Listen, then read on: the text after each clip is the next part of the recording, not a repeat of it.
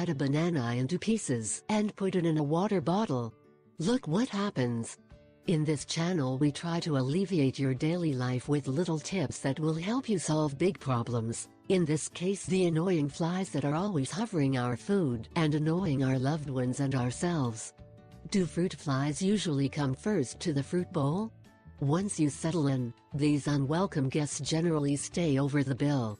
Luckily, there are many simple ways to remove fruit flies from your home and keep them from coming back. The flies are constantly buzzing around our heads, and although no one invites them, they sit with us at our table in our delicious food. Let's help you avoid it with a few simple tricks and a very low cost. This is all you need, other than water. 1. Cut the bottle as you see it in the picture. 2. Pour some sugar into the bottom, just enough to cover it. 3. Cut the banana into pieces. 4.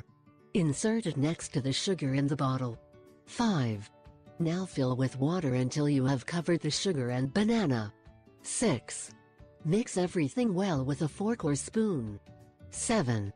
Place the top of the bottle as shown. 8. Place it in a visible place and you will see how it works.